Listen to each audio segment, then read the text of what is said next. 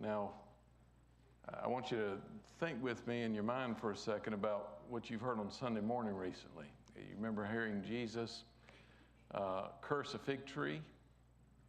Or do you remember the parable this past week where he spoke of Israel as if they were a vineyard? And some things I've told you is that very often that imagery is found in the Old Testament referring to Israel. Well, you see it in verse 10. It begins, I found Israel like grapes in the wilderness. I saw your forefathers as earliest fruit on the fig tree. And when you see something like that, and those two things right together, and you've got it in Matthew chapter 21 right there close together, you wonder, is that what was in Matthew's mind? Was he thinking about the very verse that we're in? Or maybe even Jesus, as he's going through these things, I wonder if in his mind he was thinking back to Hosea, where the fruit, the fig tree and the vine for the grapes were all there together. But tonight I want to speak to you about an unexpected consequence, and I'll just tie it again into what you heard this past Sunday. Do you remember at the end of the service this Sunday, we talked about how Jesus said, if you fall on this stone, you'll be broken. But if the stone falls on you, you'll be crushed to powder. And speaking of himself, you cannot turn away from Christ and resist Christ in this life or the next and expect it to go well with you. I'll say what Desiree Terusio said to me in a text. She said, as I heard the message Sunday, she said, I remembered there was a time I used to fight against God, and God could have just let me go and be crushed to powder in eternity. But God was so good and gracious and saved me from that. At one time we're all fighting against him. We need to be saved out of that rebellion and wickedness where we don't have a heart for God. But if you fight against him and you fall on him, as it were, there's consequences. And sometimes you can kind of know what the consequences are you're going to expect. But sometimes something comes along and you say, boy, I wasn't thinking that way. I didn't think that could happen. And it's an unexpected consequence. I think that what you see in the latter part of this chapter is something most people never consider. An unexpected consequence of turning away from God, turning away from Christ. And so I want to share that with you tonight. Let me read it to you and let's get familiar with it. And I can break it down into three parts for you. If you want to write them down, you can. I'm going to talk to you about how the delight becomes detested, how they deviated in devotion, and how their distinction has departed. And you say, well, that sounds like something, preacher, but I don't know what. I don't either, so we're going to see what comes of it. But let's read first. Verse 10 of chapter 9 of Hosea. I found Israel like grapes in the wilderness. I saw your forefathers as the earliest fruit on the fig tree in its first season. But they came to Baal Peor and devoted themselves to shame, and they became as detestable as that which they loved. As for Ephraim, their glory will fly away like a bird. No birth, no pregnancy, and no conception. Though they bring up their children, yet I will bereave them until not a man is left. Yes, woe to them indeed when I depart from them. Ephraim, as I have seen, is planted in a pleasant meadow like Tyre. But Ephraim will bring out his children for slaughter. Give them, O Lord, what will you give? Give them a miscarrying womb and dry breasts. All their evil is at Gilgal. Indeed, I came to hate them there. Because of the wickedness of their deeds, I will drive them out of my house. I will love them no more. All their princes are rebels. Ephraim is stricken, their root is dried up. They'll bear no fruit. Even though they bear children, I'll slay the precious ones of their womb. My God will cast them away because they have not listened to him, and they will be wanderers among the nations. Verse 10 begins saying, I found Israel like grapes in the desert.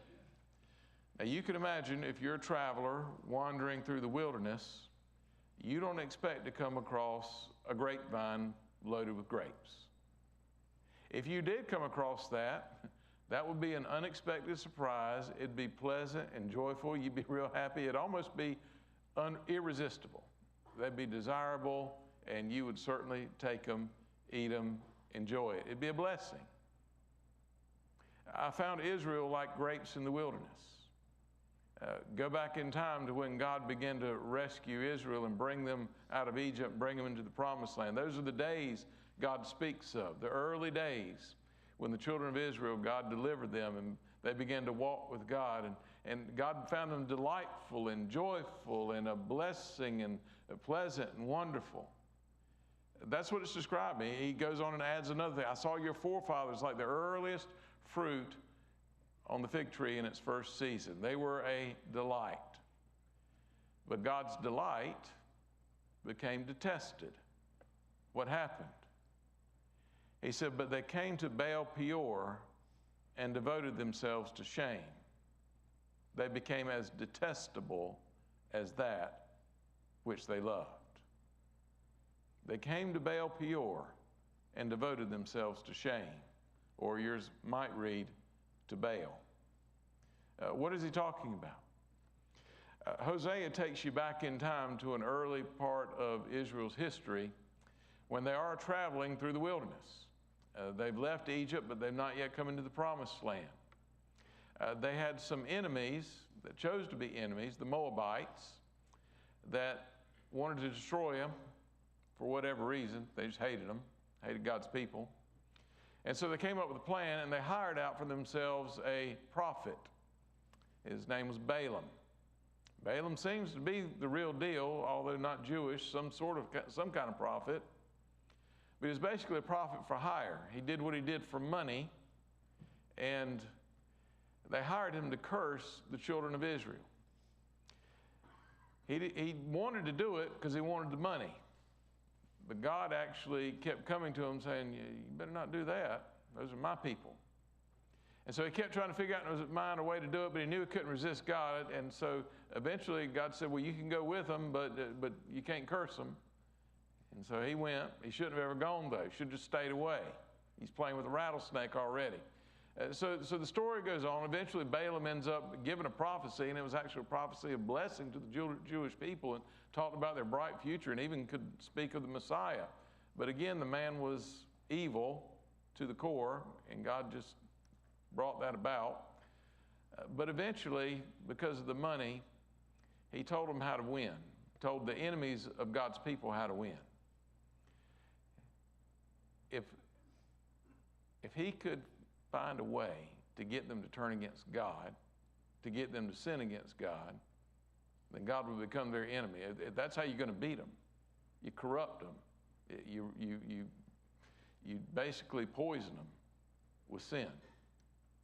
So what they did is the Moabite people began to entice the Jewish people, come to them, hey, we want to be your friends, let's worship together. And the Moabite people worshiped a form of Baal. And that's the problem Hosea is dealing with, Baal.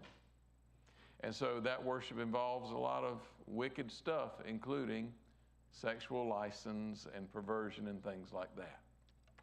So here's how the story unfolded itself. This is Numbers 25. I'm going to just read it to you real quick and show you how it ends. It says, while Israel remained at Shittim, the people began to play the harlot with the daughters of Moab. Play the harlot with the daughters of Moab. Is that not what Hosea has been saying the whole time?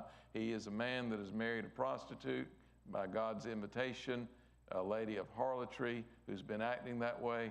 Again, God considers idolatry spiritual adultery, and when idolatry also involves physical sexual activity, it has a double meaning. So they began to play the harlot. It says they invited the people to their sacrifices of their gods, and the people ate and bowed down to their gods. So Israel joined themselves to Baal of Peor. Hosea is bringing this up because this is the first time ever that the children of Israel who walked out of Egypt free, slaves no more, turned to Baal. And what happens is it becomes a habitual pattern from that point on. It becomes something that becomes almost irresistible to them and corrupts them for generations, centuries following. Israel joined themselves to Baal of Peor, and the Lord was angry against Israel. Well, there you go. That's how you get them, right?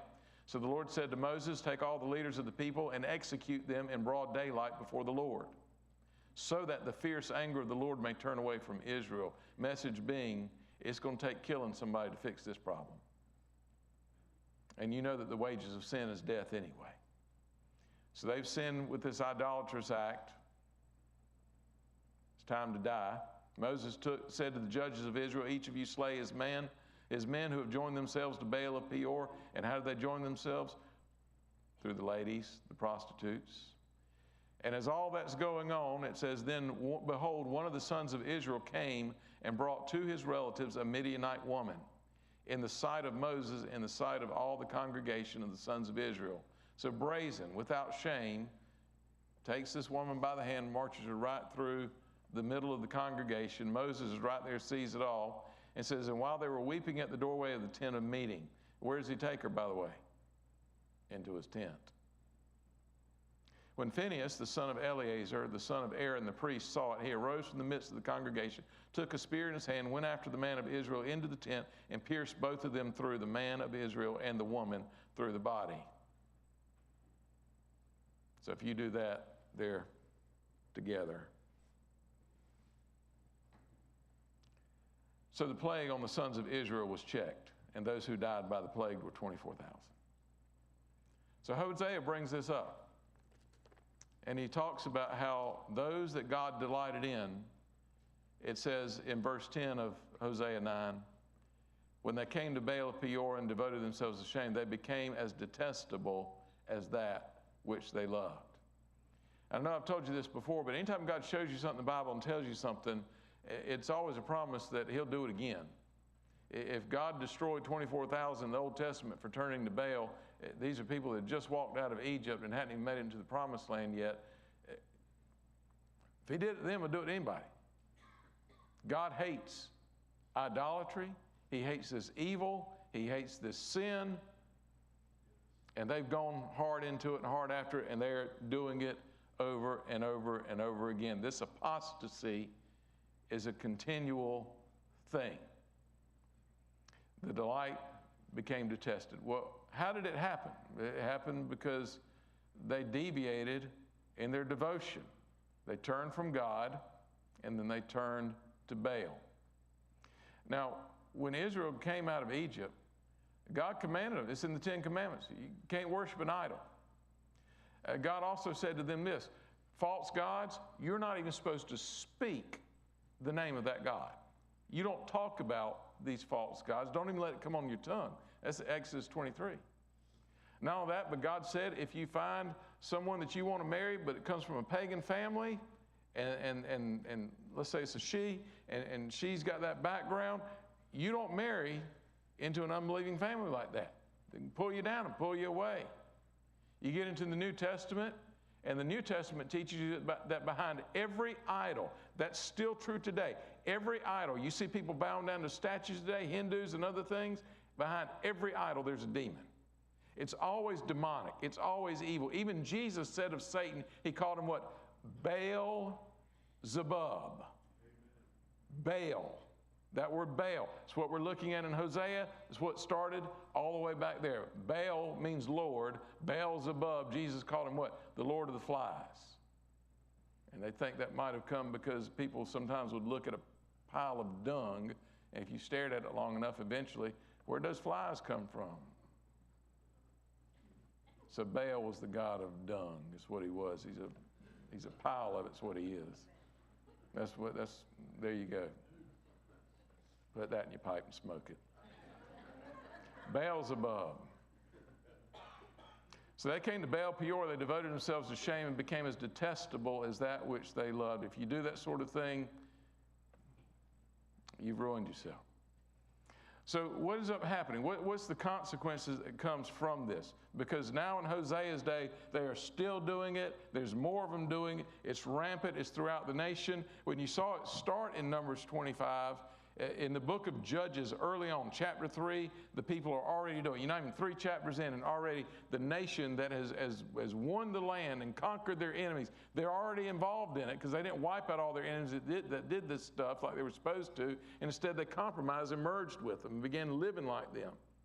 And then when you get farther on down the road, when you get to the time of Ahab and Jezebel, well, those two just want to wipe out any kind of real truth and just make the whole nation nothing but Baal worship.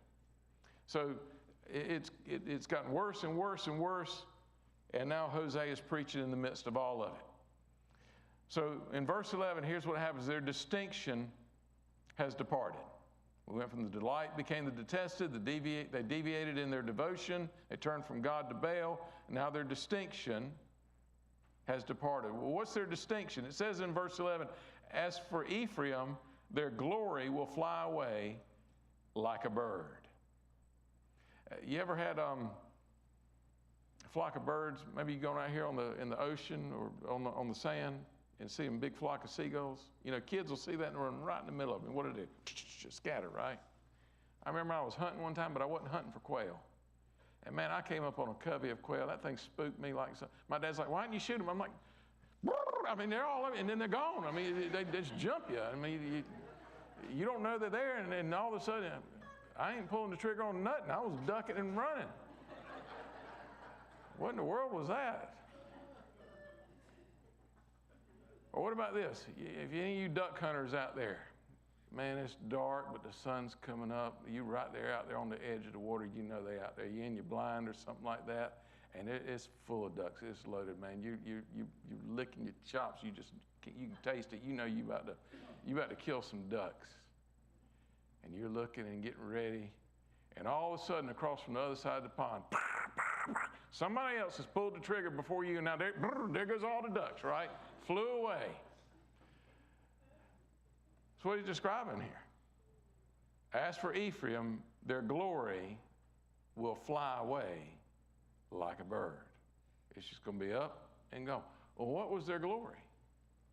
If you keep reading, what does it say? No birth, no pregnancy, no conception. Ephraim's, its glory would have been their families, their children, their fruitfulness. But God was going to take it away. Now, when you see something like this, what you got to understand is anytime you see something like this as a judgment from God, that doesn't mean every time it happens it's a judgment from God. Just like if you get sick, a sickness can be a judgment from God, but it doesn't necessarily mean it is. You can have all sorts of trouble in life, and it could just be you having trouble, or it could be judgment. It could be either one. But here, for them, it became a judgment. God's judgment upon them. So you got to have that caveat in there, and you got to always remember that. But he speaks first off in verse 11 of infertility, doesn't he? No birth, no pregnancy, you can't get pregnant if you do, and no conception or possible miscarriage if you do. You know, the Bible very often speaks of children as a blessing. Here's one out of the book of Proverbs 17. Grandchildren are the crown of old men, and the glory of sons is their fathers. You talk to grandparents, man, they love their families. They love those grandbabies. They talk about them all the time, man. They'll show you pictures and everything. I mean, that's how it is. You love your families, you want big families. And when you think about, just what you find in the Bible, you find Abraham being told by God, your descendants are going to be like the sand on the seashore. You're going to look up the stars of heaven. You won't be able to count the number of your descendants just like that. So it's in their mind going all the way back, even back to Adam and Eve, to what? You need to be fruitful and you need to multiply. Fill the land. And then when you get to the promises of God, what he told them as they came into the land, he tells them more than once, but I'll just give you one of these, Deuteronomy 7:14. He says, you will be blessed above all peoples. There will be no male or female barren among you or among your cattle. So what God, and that was a conditional promise, but if they would be faithful to God, what God said is he's going to make them fruitful and multiply them and bless them. Now, when you see who he's talking to here, Ephraim, that name, Remember, you got, during this time, you got this strip of land, Israel, and it's been cut in half, civil war. The bottom half is called Judah, the top half is called Israel. But another name for the top half was Ephraim. Ephraim was the biggest tribe. It was the central tribe. It was the most dominating tribe. And Ephraim was one of the two sons of Joseph. And when Joseph had his sons and named his sons Ephraim, do you know what that name means? It means fruitful. Here, I'll read it to you. He named his second son, this is Genesis 41. He named his second son Ephraim, for he said, God has made me fruitful in the land of my affliction. In fact, the way it actually reads is we say fruitful, but they would, in their mind, read it doubly fruitful. In other words, twice over, God has made him fruitful. And you can be fruitful in more than one way, of course, but certainly that would also apply to children. So here's Ephraim, whose name means fruitful, that is now told, you're not going to be fruitful. But they needed to be fruitful. You know, they're told in the Ten Commandments, honor your father and mother. It's a commandment with a blessing so that you may live long in the land. You know, if you live a long time, you live long enough, and this thousands of years ago, you don't have Medicare, you don't have Social Security. Who takes care of you when you get old and you can't work anymore? Your children do. Children watch after mom and dad. And that should be ingrained in all of us. Your children are supposed to take care of you when you get older. You take care of your mom and daddy, and then when you get older, your children take care of you. That's the way it's supposed to work. And that's the way God designed it. That's what you're talking about there. Honor your father and mother. That's a big part of honoring them. So children, you need the children for that. You need them because most everybody's working on a farm. You're growing crops, and you know, the more hands you got, the more you can do, the more work gets done, makes the work lighter.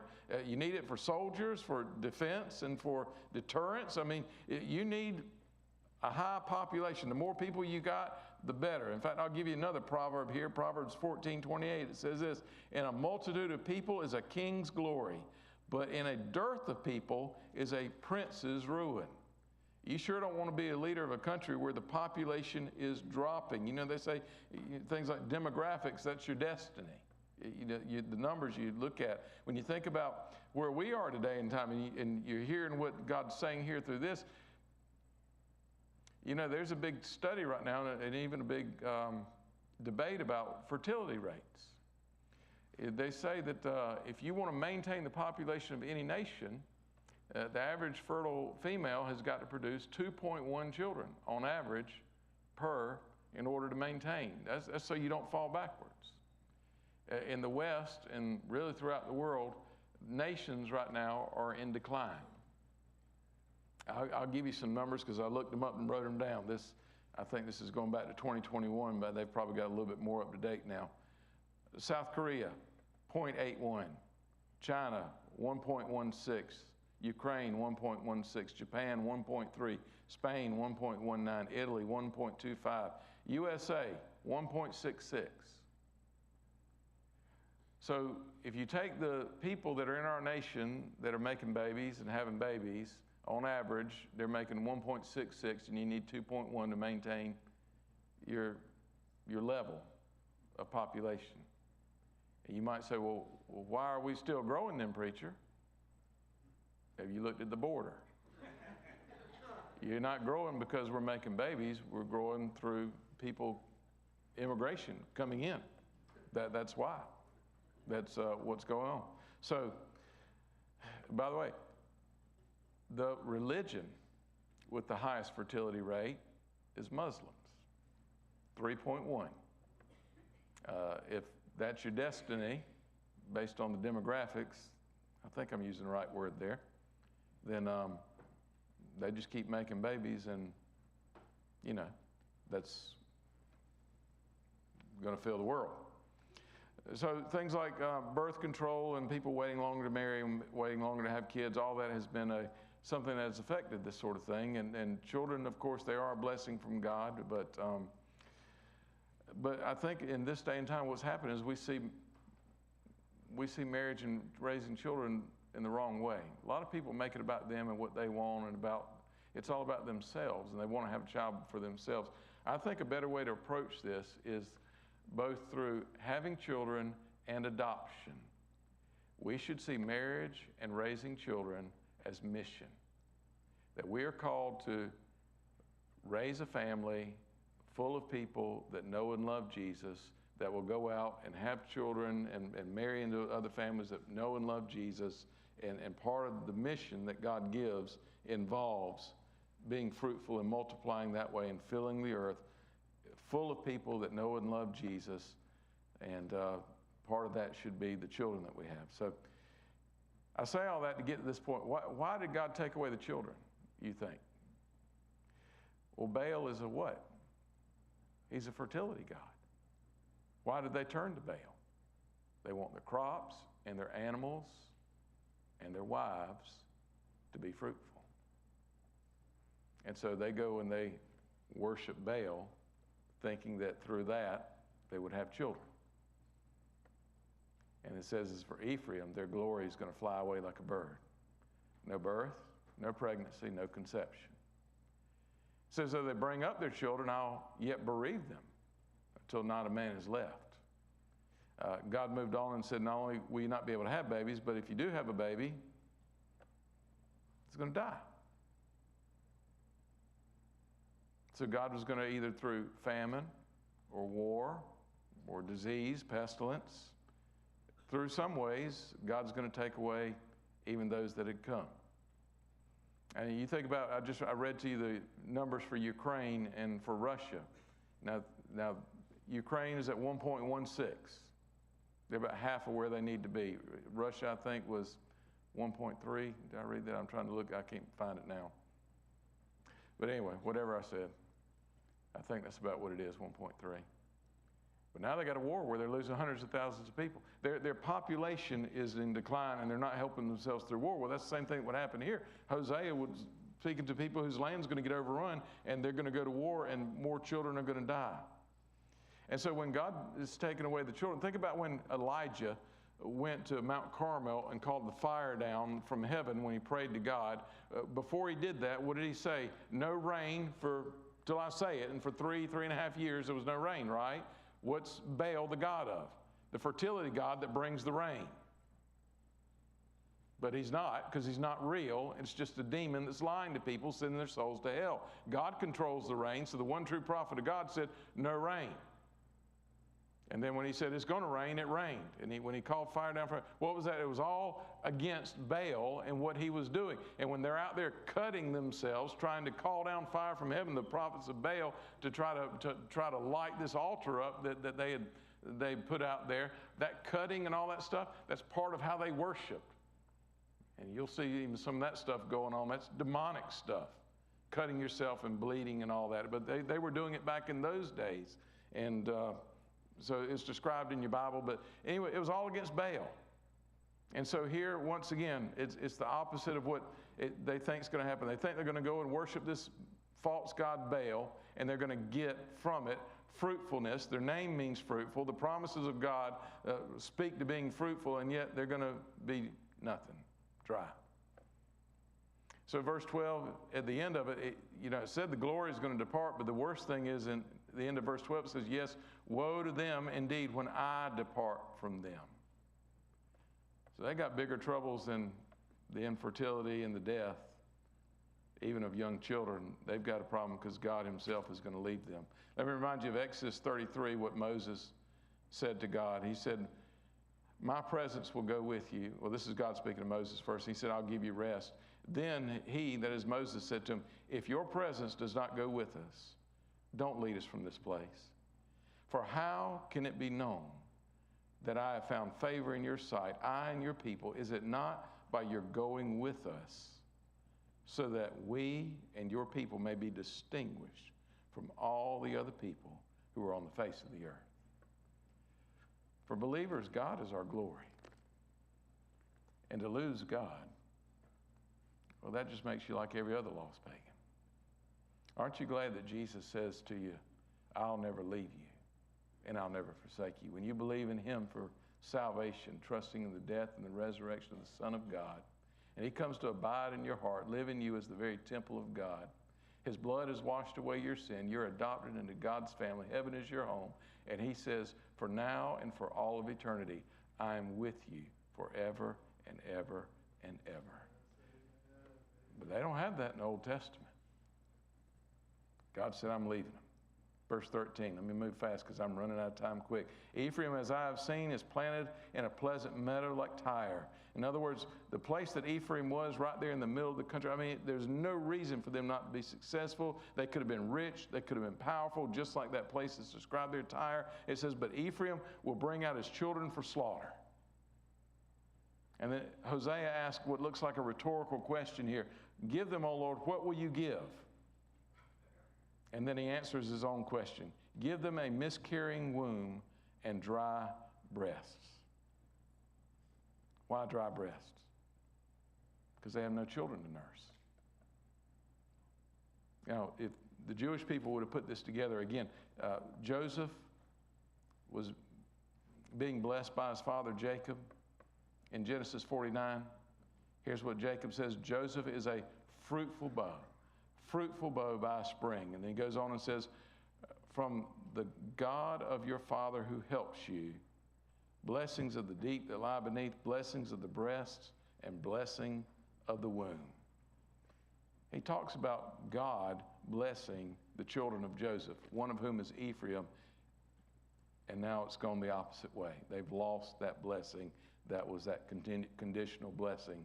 When they quit being faithful and turned from God, they got a miscarrying womb and dry breasts. All their evil is at Gilgal. In other words, Gilgal was like a cult center, and everything that Hosea preached against, and there were things that they practiced there, and he's condemning it. All their evils at Gilgal. Indeed, I came to hate them there because of the wickedness of their deeds. I'm going to drive them out of my house. I'm going to love them no more. All their princes are rebels. Ephraim is stricken. Their root is dried up. If you've got no root, you got no fruit. Jesse Jackson ain't got nothing on me. No fruit, no root. No root, no fruit. Ephraim is stricken where their root is dried up. Listen, if you're a withered plant, you can't bear fruit. God's drying them up. He says they'll bear no fruit, even though they bear children, I will slay their precious ones in their womb. My God will cast them away because they have not listened to him. They'll be wanderers among the nations. God's going to give them infertility. God's going to bring death.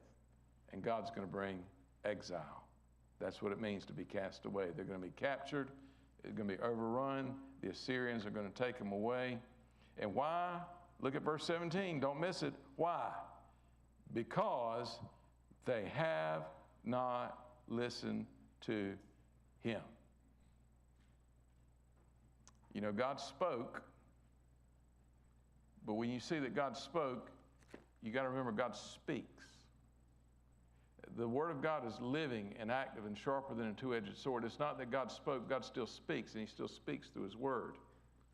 So God spoke through the prophets, and what he said still stands today. And when God spoke, he warned, your sin could cost you your children, and it can cost you your future. I think most people never consider the consequence that God would allow that to happen. But we need to listen, because the God that spoke then is speaking today. Unexpected consequence. Let's pray together. Lord, we thank you for warning us and reminding us tonight of how seriously you take sin and what the judgment of God might mean against those who choose to turn from the one true God and to follow something that's created by man instead of the creator of the universe. Jesus, we believe in you. You spoke it all into existence. You uphold it by your power. You're the living God. You're the risen Son, and you're the returning King. And so tonight we profess you, we love you, we honor you, we serve you, we delight in you. God, may you find in us that which you delight. Take joy in. God, may you be pleased with your people. We ask it in the name of Jesus. Amen. Have a great week, everybody. Stay cool. God bless you.